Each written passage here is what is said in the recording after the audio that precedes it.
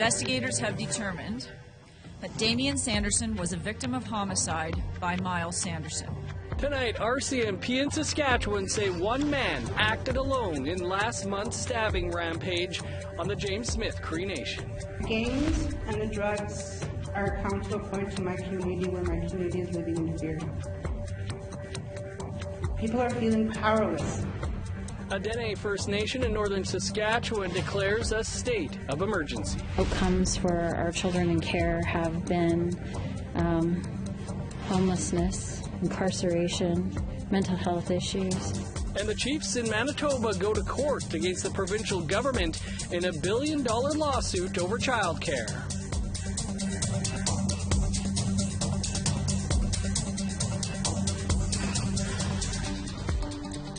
Good evening, I'm Dennis Ward. Welcome to APTN National News. Saskatchewan RCMP provided more details today in the mass stabbing at James Smith Cree Nation in Weldon, Saskatchewan. 11 people were killed in the September 4th incident, and RCMP now say Miles Sanderson was responsible for all of the homicides, including that of his brother Damian Sanderson, who was a suspect early on in the investigation. Police say that Miles and Damian were selling drugs on the First Nation and had been involved in violent incidents the day before the stabbings. Assistant Commissioner Rhonda Blackmore said they are still examining Damian's involvement. We are still investigating the extent of Damian's involvement. On September 5th, the Saskatchewan RCMP advised the public that Damian Sanderson was charged with 1 count of first-degree murder, 1 count of attempted murder, and 1 count of break-and-enter. This was based on our preliminary investigation and information from victim and witness accounts. After completing 250 interviews, processing over 670 exhibits, reviewing and following up on over 100 911 calls for service, investigators have determined that Damian Sanderson was a victim of homicide by Miles Sanderson. Miles Sanderson committed all of the homicides alone. This brings the total number of people who were killed by Miles Sanderson on September 4th, 2022 to 11. RCMP today say they still do not know the motive for the attacks. Still in Saskatchewan, the Buffalo River Dene Nation is once again declaring a state of emergency after 2 elders were attacked over the weekend. As Sarah Connors tells us, leaders are desperate to make sure a repeat of history doesn't happen again. They're desperate words from a First Nation facing a community safety crisis. The gangs and the drugs are come to a point in my community where my community is living in fear. People are feeling powerless. The gang violence. Norma Catterat is the chief of the Buffalo River Dene Nation in northwest Saskatchewan. Her First Nation is reinstating a state of emergency issued in June after 2 elders were attacked over the weekend. The crisis is overwhelming, and the ability to feel safe in a community and the well-being of our members are at stake. And this is escalating. Catterat says the community of 800 people is being plagued by rampant gang violence and drug use. With the tragedy in James Smith Cree First Nation still fresh, leaders pleaded for the provincial and federal governments to provide more funding for supports and Indigenous-based policing. The justice system is failing us on the First Nation. We have to come up with new ways to help our community. With no sign of the violence slowing down, Catterat says Northern First Nations need to uplift and support each other. It's an overwhelming issue that's taking over a lot of our First Nations communities, and we need each other. We need each other's support to be able to deal with a lot of the stuff that's going on right now. Thank you. Sarah Connors, APTN National News. We want to hear what you have to say about anything you've seen here. Here's how you can continue the conversation. You can send your emails to news@aptn.ca or leave a comment on our website, aptnnews.ca. You can also find us on Facebook, Twitter, Instagram, YouTube, and TikTok. Follow APTN News to join the conversation and see our latest stories. The Assembly of Manitoba Chiefs announced today they filed a $1 billion lawsuit on behalf of families harmed by the province's child welfare system. APTN's Tamara Pimentel has that story. The Child and Family Services system failed my family and continues to fail other First Nation families. Roberta Godin spoke at a press conference today to support the Assembly of Manitoba Chiefs and the First Nations Family Advocate Office's lawsuit against both the provincial government and the Attorney General of Canada. I'm bringing this case because I believe that no child should grow up away from the love and care of their family.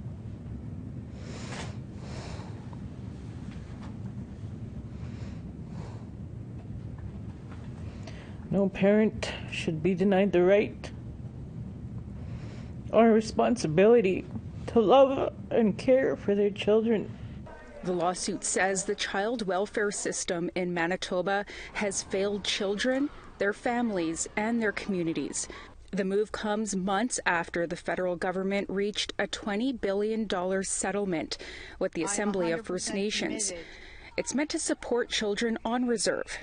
First Nations family advocate Cora Morgan says this new lawsuit will support children living off reserve. There's so much damage that has been done that we cannot undo. You know, the outcomes for our children in care have been homelessness, incarceration, mental health issues, you know, all the negative aspects that most Canadians are not faced with. There are over 10,000 of Manitoban kids in care, and 80% are Indigenous. Amber LaPlante says when she was in care, she was exposed to violence and trauma, and it later impacted her own child. Because I was in care, I was denied a chance to parent my daughter and form a meaningful bond and connection with her. Representatives say the lawsuit aims to hold governments accountable for the destruction of families like LaPlante's. Tamara Pimentel, APTN National News, Winnipeg. Now, the federal government, who's got its own class action lawsuit going on, sent us a statement saying that they are aware of this lawsuit but cannot provide comment at this time as they are reviewing. And they will continue to address all the class actions with regard to child welfare. The Manitoba Department of Family's press secretary to Minister Rochelle Squires told reporters in part that the province continues to work with their federal counterparts to reduce the number of children in the child welfare system. The Trudeau government announced $11 million in funding for Inuit suicide prevention Thursday morning. But even with this latest funding, it still falls short of what the Liberals committed to mental health in the 2021 federal election campaign. APTN's Fraser Needham has more. Inuit Tapiriq Kanatami President Nathan Obed says the new funding will go toward its suicide prevention strategy. We will do all that we can and partner with who we can on suicide prevention moving forward, and I'm very pleased that Minister Haidu and the government has taken this issue seriously, and we continue to work together on it.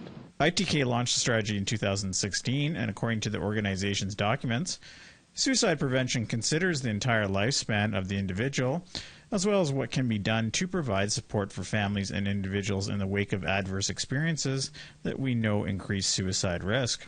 Also, according to ITK numbers, suicide rates in Nunavut and Nunavik are roughly 10 times the national average. But at a Thursday press conference, Obed was unable to say whether suicide rates have decreased since the strategy was implemented 6 years ago. Actually, suicide rates in general are very difficult to calculate, especially from an Inuit-specific lens. We are working now with the RCMP and with coroners and with jurisdictions to try to come up with an MOU or some sort of working arrangement so we would have a better understanding of deaths by suicide that also has an ethnic identifier with it. The 2022 Liberal budget pledges $228 million over 5 years for Indigenous mental wellness. Even with the additional $11 million, this is far below the $4.5 billion for mental health as a whole that was promised in the last election. Indigenous Services Canada Minister Patty Hajdu had this to say about the difference in the numbers. Well, I don't know if there is a discrepancy. This government has been committed to mental wellness and mental health, including, by the way, a transformation of the Canada drug strategy and the way that we address substance use in this country. All of those things are important. The National Housing Strategy is an important mental wellness contribution to ensuring that people have access to decent housing. Also on Thursday, NDP MP Laurie Idlout went after the Liberals during question period for underfunding mental health. Indigenous people rightfully expect more from this government, who continues to be all talk with no action. Will this government finally commit to culturally appropriate Indigenous mental health funding that they promised? And Hajdu responded. And I will say, Mr. Speaker, promise is being shown by these Indigenous-led approaches. It was an honor to be with President Obed today to announce that the federal government will top up the funding that ITK has by $11 million. Fraser Needham, APTN National News, Ottawa. Time to step aside for a quick break. And then, Sports with Stranger is back. Stick around.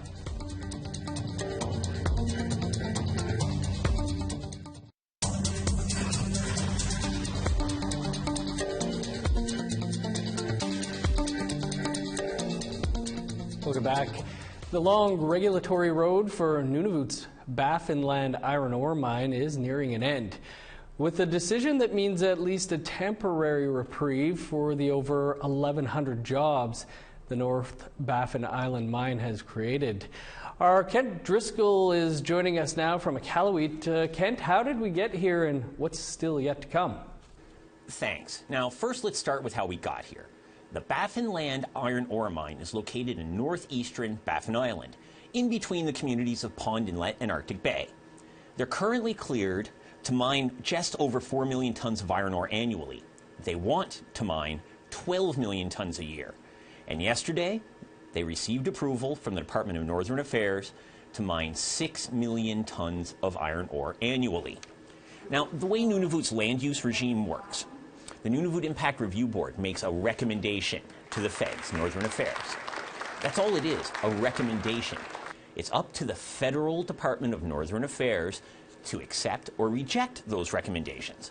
Yesterday's announcement of the temporary increase to 6 million, it's one of two decisions about the future of the mine that are currently on the desk of Northern Affairs Minister Dan Vandel.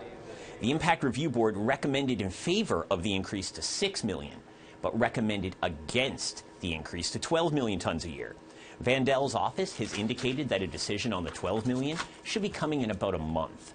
Now, Baffinland had already sent out termination notices to over 1,100 employees, but the increase to 6 million tons means they're not going through with it. Those jobs are safe for now. In a written statement, a Baffinland spokesperson wrote, "The application for our Phase 2 expansion is still with the Minister, and we expect to receive his decision within the coming months. Through extensive consultation with our stakeholders, we believe we have put forward a strong application that addresses Inuit concerns." That Phase 2 he's talking about, that's the proposed 12 million tons annually that they're hoping to get. Now, this time, Northern Affairs held up the decision of the Nunavut Impact Review Board. In a month, we'll get to see if they continue to follow the agency's lead or decide to give the mine the quota that they're asking for. Back to you in Winnipeg. Thanks, Kent. Well, after a brief experiment in the spring with a new sports segment, our Daryl Stranger is back this fall, bringing you more sports stories from across Turtle Island. This week on Sports with Stranger, Daryl is joined by two very special guests to talk about a brand new award aimed at recognizing the achievements of Indigenous athletes. Hello everyone, and welcome to another segment of Sports with Stranger. Today I have two very, very special guests, and it's a pleasure to be able to welcome you both. John and Brian, welcome. Thank you for being here. Thanks, Daryl. Thank you. So we're here today talking about a very special award, John, and you know, a great award that you helped start, really. So can you sort of walk us through sort of why we're here today and what we're talking about? Well, as we were doing our Hockey Night in Canada in Cree this year, we're trying to figure out how to honor not just a player, but a prominent player from our past. And we were talking about an MVP award. How could we do it? And we said, okay, let's call it the Indigenous Most Valuable Player. Not being able to use the term NHL because of property, not having really okayed it with them and talked to them. So, well, who should we name it after? And I mean, there's only one person I could think of. And Brian and I have done work for years together, across the country, across the territories. We're together again, going to Grassy Narrows, and we're, you know, we have a relationship that I thought this would fit perfectly. And he's given back more than most would understand. And I think one easy way to give back to him would be the name of the award after him. And when you're a top 100 of all time, you're a Hall of Famer, and you've won 7 Stanley Cups, 6 as a player. I mean, there couldn't be a better recipient for this trophy. No, I absolutely agree. And Brian, this award is obviously going to be named after you. So, I mean, what's that mean to you to have this, you know, award started in your name, and especially one recognizing the achievements of Indigenous hockey players? Prestigious and beautiful, gorgeous. Very, very proud to have my name on it. Yeah, it is gorgeous. And I mean, I just can't stop looking at it. So I'm really excited that these sticks are here with us. And now everyone obviously knows you too as former NHL players and coaches as well. But a lot of what you do is, you know, going into Indigenous communities and talking to kids. And, you know, you both have really done that right since you retired, right? So, I mean, Brian, why is that so important for you to be doing? Well, when we get asked by the communities to come in and talk, we want to leave a message. And the message that I always like to say is make healthy choices, pursue your dreams with all your might, and you know, look for help along the way, because that's how I achieved my dreams. I'm at a point in my life when we're done playing, we want to influence. You know, I'm a dad, you know, now a grandfather, and you know, my grandparents and my dad and my family, my community, everybody supported me. And my mom's Irish, and she told me, you know, be proud of your native, because that's where you get a lot of your strength. That's where you get a lot of your talents, and it's in your blood. And we tried to leave that message that, you know, there's this wonderful talent within all of us, whether it's music, art, sports, and we all have this natural love of animals and nature and all this wonderful things, and that's what we grew up with. And we thought, my God, if we can influence the next generation of student athlete, and Johnny and I've talked this many times as we've with our Aboriginal alumni team, we go in with a message, and we want to influence in a positive way, leave an impact, and help this next generation achieve their dreams. Well, that's really well put, and I think you of all people to say that is really wonderful. And John, I mean, is there maybe a message you'd like to get out with this award, or I guess what do you hope to see as this award kind of takes shape over the next few years? Well, I think one of the most important things, this isn't just an NHL award. I think it's important to know that it's for high-achieving athletes of every level. And so it could be a female volleyball player from the north. It could be a young lad soccer player from the west. So we are not just concentrating on professional sports. We want to make sure it's an Indigenous athlete who's achieved at a level above what they expected they could do. And we're going to receive nominations, and we're going to sift through them, and we'll do due diligence and pick honest, good, hardworking kids that are trying to achieve. And I think, as Brian said in his, we all want to make a difference, and this is an easy way to do it. Having Brian's name on it just gives it the cachet that we need. But you know, like you said, there's a bunch of kids, girls and boys, women and men that are out there every day doing it, and we want to make sure that they can at one point get recognized for it. Well, and this is such a great award, and I do believe you have a Sharpie, Brian. I do. And so, like you had mentioned, Brandon Montour is the first recipient of this award. So one stick will be going to him, and one will actually be here for APTN. So you want to give that a quick signature for us? Absolutely. Our friends here at APTN would be proud to do this, and I would like to display this stick with the one with Brandon, because it has the lacrosse and the hockey stick, his number. Obviously, it has the name of the award on there, and some of the art design on here is just spectacular. It is really unreal. I'm really overly impressed by the done by Patrick Hunter, who's a great artist based out in Ontario. So yeah. So yeah, we're going to sign this up, and this is going to We'll put a little mustard on here with the Hall of Fame. Going to hold that up for the camera a little bit maybe here? I think we're going on the left side. So yes, this is beyond what anybody could dream about having their name on this prestigious award. So congratulations to Brandon and future award winners. This is something you can be very, very proud of. And something we're all going to be looking forward to as the years go by with this award. So I want to thank you both for coming in and speaking with me for a little bit. So John and APTN deserve a lot of credit. Well done. This is spectacular. Yeah, perfect. Thank you guys again, and we'll see you next time on Sports with Stranger.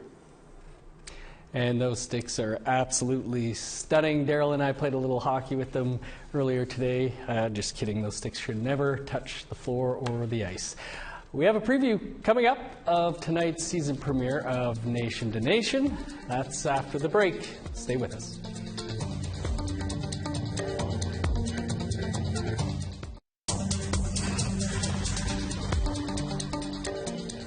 Welcome back. Let's take a look now at our photo of the day. And this one courtesy of Shelby Durand, who captured this shot of a beautiful sunset over Park Elzire Goulet in Winnipeg, Manitoba. Thanks for sharing. If you want to be featured as our photo of the day, email your shots to share@aptn.ca along with a location. Now let's take a look at Friday's weather forecast. Starting on the East Coast, 19 for Halifax and Charlottetown. +4 for Kuujjuaq and Nain. 16 with showers in Montreal, chance of snow and 5 in Val-d'Or. Cloudy and 8 for Sault Ste. Marie, snow and 6 in North Bay. Cloudy and 9 for Thunder Bay, 7 for Sioux Lookout. +10 in God's Lake, rain and 10 in Norway House. Sunny and 10 for Winnipeg, sun's out and 14 in Dauphin. A sunny high of 15 for Regina, 17 under the sun in Saskatoon. Sunny and 16 in Meadow Lake, 14 for La Ronge. In northern Alberta, 17 for High Level and Grand Prairie. 21 in Edmonton, sunny and 20 for Lethbridge. 20 for Vancouver, 24 in Kamloops. Cloudy and 18 for Prince George, 18 in Smithers. 8 in Old Crow, 16 is the high for Whitehorse. 12 in Yellowknife and Wrigley, 13 in Norman Wells. 0 for Sax Harbor, +8 in Pawlutuck. Snow and -1 for Chesterfield, +1 with snow for Whale Cove. -4 in Resolute, 7 below in Igloolik.